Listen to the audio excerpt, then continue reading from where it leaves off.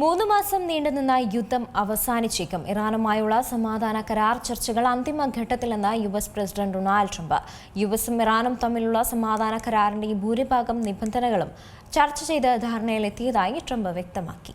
ഞായറാഴ്ചയോടുകൂടി ശുഭകരമായ ഒരു വാർത്ത ലഭിക്കാമെന്നാണ് കഴിഞ്ഞ ദിവസം ട്രംപ് പറഞ്ഞിട്ടുണ്ടായിരുന്നത്. ശനിയാഴ്ച വിവിധ രാജ്യങ്ങളിലെയും പശ്ചിമേഷ്യയിലെയും പ്രമുഖ നേതാക്കളുമായി താൻ ഫോണിൽ സംസാരിച്ചുവെന്നും ട്രംപ് പറയുന്നു. ഔദ്യോഗിക സമൂഹമാധ്യമ പ്ലാറ്റ്ഫോമായിട്ടുള്ള ട്രൂത്ത് സോഷ്യലിലൂടെയാണ് ട്രംപ് വളരെ പ്രധാനപ്പെട്ട വിവരങ്ങൾ പങ്കുവച്ചത്. സമാധാനവുമായി ബന്ധപ്പെട്ട ഒരു ധാരണാപത്രത്തിന്റെ കാര്യങ്ങൾ ചർച്ച ചെയ്യാൻ Saudi Arabian president Mohammed bin Salman al Saud, United Arab എമിറേറ്റ്സിലെ Mohammed bin Zayed al Nahyan, Qatar അമീർ Tamim bin Hamad bin Khalifa al Thani, Qatar മന്ത്രി Ali al Dhawadi, Pakistan field marshal Syed Asim Munir ഉൾപ്പെടെയുള്ളവരുമായി വളരെ വിജയകരമായ ചർച്ചകളായിരുന്നു ഫോണിലൂടെ താൻ പൂർത്തിയാക്കിയതായി ട്രംപ് ട്രൂത്ത് സോഷ്യലിലൂടെ പറഞ്ഞിരിക്കുന്നത്. ഔദ്യോഗിക പ്രഖ്യാപനത്തിന് മുന്നോടിയായി കരാറിന്റെ വിശദാംശങ്ങൾ ഇസ്രയേലുമായും മേഖലയിലെ മറ്റ് സഖ്യകക്ഷികളുമായി ചർച്ച ചെയ്തുവെന്നും വളരെ വേഗത്തിൽ തന്നെ ഏവരും കാത്തിരിക്കുന്ന ആ പ്രഖ്യാപനമുണ്ടാകുമെന്നുമാണ് ട്രംപ് പറയുന്നത്. ധാരണയുടെ ഭാഗമായി ഹോർമുസ് കടലിടുക്ക് വീണ്ടും തുറക്കുമെന്നും സ്വതന്ത്ര ഗതാഗതം ഉറപ്പുവരുത്തുമെന്നും അമേരിക്കൻ പ്രസിഡന്റ് വ്യക്തമാക്കിയിട്ടുണ്ട്. ഇറാനുമായിട്ടുള്ള കരാറിന്റെ ഭൂരിഭാഗം കാര്യങ്ങളിലും ഇതിനോടകം തന്നെ ചർച്ചകൾ പൂർത്തിയായി കഴിഞ്ഞതായി അദ്ദേഹം വ്യക്തമാക്കിയിട്ടുണ്ട്.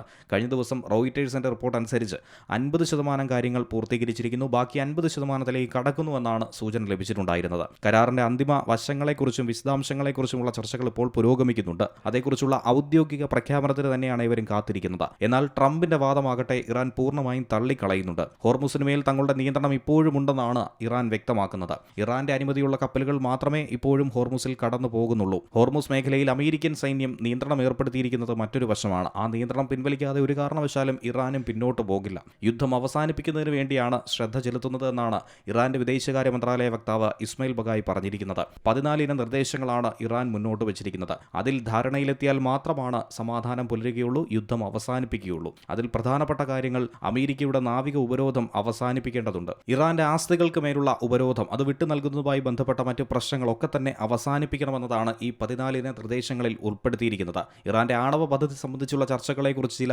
അഭ്യൂഹങ്ങളും ചില സംശയങ്ങളും ഇപ്പോഴും നിലനിൽക്കുന്നുണ്ട്. അതേക്കുറിച്ചുള്ള വ്യക്തത ലഭിക്കാത്ത സാഹചര്യത്തിൽ എങ്ങനെയാണ് ഈ യുദ്ധവിരാമത്തിന് കാരണമാവുക എന്ന ചോദ്യമാണ് അവശേഷിക്കുന്നത്. International desk Zee Malayalam news. ഏറ്റവും പുതിയ വാർത്തകളും വിശേഷങ്ങളും വിരൽത്തുമ്പിലറിയാൻ സീ മലയാളം ന്യൂസ് എല്ലാ ഡിജിറ്റൽ പ്ലാറ്റ്ഫോമുകളിലും ലഭ്യം.